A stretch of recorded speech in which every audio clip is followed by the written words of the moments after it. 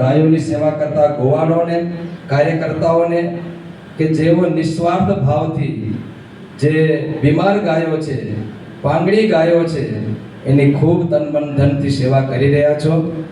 એટલે સૌ પ્રથમ ધન્યવાદની પાત્ર છે આ ટ્રસ્ટના ટ્રસ્ટીઓ અને કાર્યકર્તાઓ. ત્યાર પછી જે દાતાઓએ આ ગાયને સેવા માટે જે પોતાનું ધન અર્પણ કર્યું છે, જે પોતાનું કમાણીનું ધન આ ગાયને માટે અર્પણ કરી રહ્યા છે, એમને પણ ખૂબ ધન્યવાદ છે. આજનો આ પ્રસંગ જ્યારે એક આ નવો શેડ બનાવવામાં આવ્યો જેમાં ગૌ માતાઓ અહીં રહેશે, એમના ઉદ્ઘાટન પ્રસંગે આજે 5 દરવાજાઓનું આપણે ઉદ્ઘાટન કર્યું. સાથોસાથ એક્સરે મશીન, આજ સુધી એવું સાંભળ્યું હતું કે મનુષ્યોનું એક્સરે મશીન હોય છે, પણ ગાયોનું પણ એક્સરે મશીન આવી ગયું છે અને એ ગાયો માટે ખૂબ લાભદાયક થશે. સાથોસાથ બ્લડ ટેસ્ટિંગ કરીને જે ગાયોમાં કંઈક કોઈ પણ પ્રકારનો રોગ હોય એ પણ નિરીક્ષણ કરીને એમની દવા થઈ શકે એના માટે લેબોરેટરી પણ તૈયાર થઈ છે. તો આ એક નવો શેડ તેમજ એક્સરે મશીન અને લેબોરેટરીનું ઉદ્ઘાટન પ્રસંગે જે આપ સૌ લોકો પધાર્યા છો, સંતો પણ પધાર્યા છે.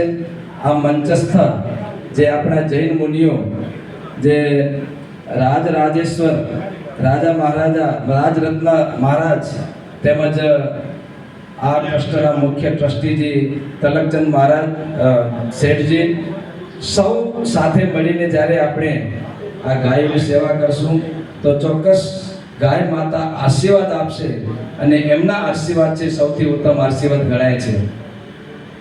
આ ટ્રસ્ટ દ્વારા વિવિધલક્ષી કાર્યક્રમ થાય છે.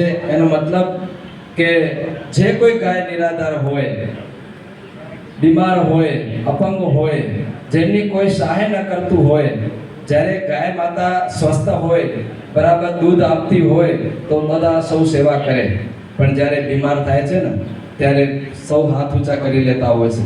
ત્યારે આ એક જૈન સંસ્થા દ્વારા જે ગાયોની સેવા માટે જે બીડું ઝડપ્યું છે ને, ધન્યવાદને પાત્ર છે. અને હું તો એમ કહી શકું કે સમગ્ર ભારતની અંદર જો ગૌ માતાની સૌથી વધારે સેવા થતી હોય તો આ જૈન મુનિના આશીર્વાદથી, જૈન મહારાજોના આશીર્વાદથી આપણે જૈન સમાજ એ ગૌ માતાની સેવા કરી રહ્યું છે. રાજસ્થાન જુઓ, ગુજરાત જુઓ, સૌથી વધારે ગૌશાળાઓ ચાલતી હોય તો જૈન સમાજના લોકો ચલાવી રહ્યા છે. અને સાથોસાથ એ પણ કહી શકું કે સ્વામિનારાયણ સંપ્રદાય પણ આ જ માર્ગે ચાલી રહ્યું છે. આ ગુજરાતની અંદર એક જૈન સમાજ છે અને એક સ્વામિનારાયણ સંપ્રદાય છે. આ બંને સંપ્રદાય જ્યાં સુધી સક્રિય છે ત્યાં સુધી આ ગુજરાત આપણું ઉજળું છે અને ગૌ માતાની સેવા થઈ રહી છે. જે રાજ્યોમાં આ સંસ્થાઓ નથી ત્યાંની પરિસ્થિતિ જુઓ તમે, અને જે રાજ્યમાં આ બે સંસ્થાઓ છે ત્યાંની પરિસ્થિતિ જુઓ. એનો મતલબ એ છે કે આ બંને સમાજ નિસ્વાર્થ ભાવથી ગાય માતાની સેવા હોય, મનુષ્યની સેવા હોય, દર્દીઓની સેવા હોય, જીવ પ્રાણી માત્રની સેવા હોય, દયા પ્રેમી આ સંપ્રદાય અને એમના અનુયાયીઓ છે એ આપણે આજે નજરે જોઈ રહ્યા છીએ. આટલી 400 થી વિશેષ ગાયો અહીં રહી છે, કોઈ સ્વાર્થ નથી. નહીં તો ગૌશાળા ચાલતી હોય એમાં સ્વસ્થ ગાયો હોય, એમનું દૂધ મળતું હોય, ઘી મળતું હોય, એનાથી એમને થોડોક લાભ થતો હોય, પણ આ સંસ્થામાં તો આવું બિલકુલ નથી. માત્ર ને માત્ર આપવાનું છે, લેવાનું બિલકુલ નહીં. જે કંઈ છે ધન આપો, શરીરથી સેવા આપો, મનથી સેવા આપો, સમયથી સેવા આપો. અહીં માત્ર ને માત્ર સેવા આપવાનું છે. આવી સંસ્થાઓ જો ચાલતી રહે, અને એના માટે ખાસ વિનંતી કરીશ દાતાશ્રીઓને કે આપ ભલે દેશમાં રહેતા હો, વિદેશમાં રહેતા હો, આ આપણી આ જન્મભૂમિ છે. કચ્છના દાતાઓ કોઈ પણ દેશ વિદેશમાં જાય ત્યારે પોતાની માતૃભૂમિને ક્યારે ભૂલતા નથી અને દોડીને આ કચ્છની ભૂમિની સેવા માટે હાજર થતા હોય છે. એ પછી મુંબઈમાં રહેતા હોય કે પછી લંડનમાં રહેતા હોય કે અમેરિકા રહેતા હોય, કોઈ પણ ક્ષેત્રમાં હોય, ત્યારે પોતાની માતૃભૂમિને ચોક્કસ યાદ કરે છે. આજે આપણે જ્યારે દાતાઓનું લિસ્ટ સાંભળ્યો એમાં મોટે ભાગે દાતાઓ કચ્છમાં રહેતા નથી, કોઈ મુંબઈ બાજુ છે, કોઈ વિદેશમાં છે. શું કામ? કે આ માતૃભૂમિ અને આપણી ગાય, એમની સેવા એ આપણું જીવન ધર્મ છે. તો આવી સંસ્થાઓ દ્વારા જ્યારે ગાયોની સેવા થતી હોય ત્યારે આનંદ થાય. અને વિશેષની વિશેષ સેવા થાય અને વિશેષ દાતાઓ આપનો સહયોગ મળતો રહે અને આ સંસ્થામાં વિશેષ ગાયોની સેવા થાય અને જે કંઈ દવા પાણી હોય, ગાયો માટે ચારો હોય કે આવો જ્યારે કોઈ સુવિધા ઊભી કરવી હોય, કોઈ રૂમની કે શેડની સેવા હોય, જ્યારે પણ અહીંના ટ્રસ્ટીઓ આપણને હાકલ કરે ત્યારે ચોક્કસપણે આપ એ સહયોગ આપજો. આ આપણી જ સંસ્થા છે, આ આપણી જ ગૌ માતા છે, આ કોઈ બીજી સંસ્થા નથી. સૌ સાથે મળીને ચલાવવાનું છે. એવું નહીં માનતા કે આ સંસ્થા પહેલાની છે કે આ સંસ્થા પહેલાની છે.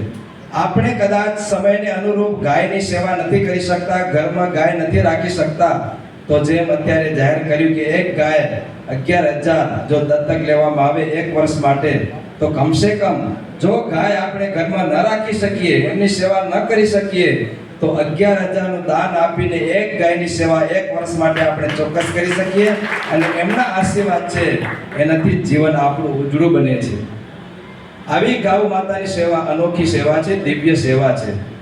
એટલા માટે શાસ્ત્રોમાં કહ્યું છે કે ગૌ છે ને એ સૌની માતા છે. ગાવો વિશ્વસ્ય માતરઃ, વિશ્વની માતા છે. આપણે ભૂલી ન જઈએ તો આ સંસ્થામાં ક્યારેક મુલાકાતે આવો એટલે આપણને યાદ રહે કે આપણી આ ગૌ માતા છે અને એમની સેવા એ આપણો પરમ ધર્મ છે. આપણા વડીલો ગૌ માતાની સેવા કરીને સુખી થયા. આજે પણ આપણે ગૌ માતાની સેવા કરી અને સુખી થઈએ. જીવનમાં ઘણું બધું આપણે મેળવવાનું છે, પણ સૌથી જો મૂલ્યવાન કોઈ પ્રાપ્ત કરવાનું હોય તો દેશભક્તિ એટલે દેશ માતાની સેવા અને ગૌ માતાની સેવા. ભારત માતાની સેવા અને ગૌ માતાની સેવા એટલે આપણું જીવન ધન્ય બની જાય. આ દેશ એ સંસ્કૃતિ પ્રધાન દેશ છે. આ દેશ સનાતન ધર્મ પ્રધાન દેશ છે. આ દેશની અંદર અનેક સંતો મહાંતો થઈ ગયા. ભગવાન બુદ્ધથી લઈ ભગવાન શ્રી કૃષ્ણ અને ભગવાન મહાવીર અને અનેક સંતો, શંકરાચાર્ય, રામાનુજાચાર્ય થઈ ગયા. એમના જીવનમાં જોઈએ ત્યારે દયા, પ્રેમ અને કરુણા એ સતત એમના જીવનમાં વહેતું હતું. એમના થકી પ્રેરણા લઈ અને આપણે ગૌ માતાની સેવા કરીએ. સ્વામિનારાયણ સંપ્રદાય પણ આ માર્ગે ખૂબ ગૌ માતાની સેવા કરી રહ્યો છે. અત્યારે ભુજ મંદિર જે કચ્છનું મુખ્ય સ્થાન ગણાય, એ ભુજ મંદિર સ્વયં અત્યારે જે ભુજમાં જ ગૌશાળા ચલાવે છે. 1,000 ગાયો એ ગૌશાળામાં છે. 1,000 ગાયો. એ સિવાય માંડવી મંદિર છે, અંજાર મંદિર છે, અનેક ગુરુકુલો છે. દરેક પોતપોતાની ગૌશાળાઓ છે.